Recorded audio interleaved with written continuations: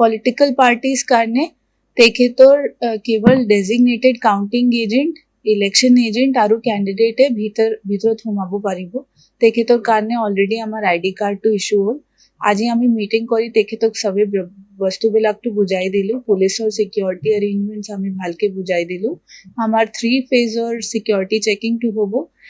4টা CAPF ষ্টাফটো বেলেগ বেলেগ গেটত থাকিব আৰু এইটো ভালকে ফ্ৰিস্কিং কৰি আমাৰ মেটেল ডিটেক্টৰৰ পৰা ভালকে চেকিং কৰাৰ পিছতে আমি ভিতৰত সোমাব দিম চবে পলিটিকেল পাৰ্টিজ মানুহজনক।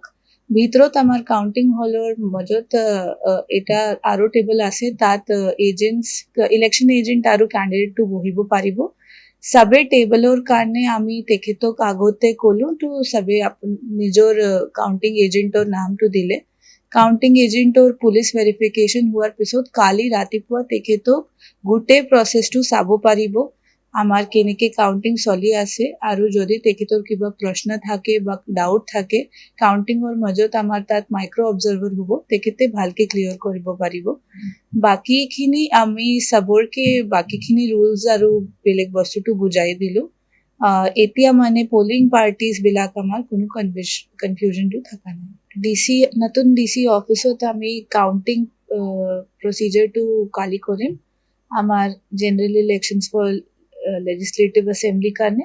আৰু আমি 2nd ফ্ল'ৰত আমাৰ যোনটো ডাঙৰ কনফাৰেন্স হল আছে, তাত চবে ব্যৱস্থাটো কৰিছোঁ। আমাৰ চবে পোল পাৰ্টিজ পৰা যোনটো EVMটো আহিলে, এইটো আমাৰ ষ্ট্ৰং ৰুমতো এতিয়া থাকি আছে। তাত আমি ভালকে ৰাতিপুৱাই চবে পলিটিকেল পাৰ্টিজৰ প্ৰেজেঞ্চত আমি কালি ষ্ট্ৰং ৰুমটো খুলিম। আৰু বাকী আমাৰ কাউণ্টিং কাৰণে আমি 14 tables as per the guidelines of ECI তাত এটাই কাউণ্টিং হলত মাজত আমি এৰেঞ্জ কৰিলোঁ। আৰু পোষ্টেল বেলেট কাউণ্টিং কাৰণে বেলেগ আমাৰ টেবলছ আছে। এইটো কাৰণে আমি চবে কাউণ্টিং পাৰ্চনেলৰ ভালকে ট্ৰেইনিং দিলোঁ। আৰু কাউণ্টিং ছুপাৰভাইজাৰ, কাউণ্টিং এজেণ্ট আৰু আমাৰ যোনটো ট্ৰানজিট টিম আছে, তেখেতৰ ট্ৰেইনিংটো অলৰেডি হ'লে। বাকীখিনি আমাৰতো এইটোৱে আশা আছে কি আমাৰ কালি কাউণ্টিং প্ৰচেছটো ইমান কি মানে শান্তিপূৰ্বকটো শেষ হ'ব, আমাৰ চবে প্ৰিপাৰেশ্যনটো হ'লে। যিকোনো খবৰৰ বাবে যোগাযোগ কৰক আমাৰ এই নম্বৰত 9181 307 2221।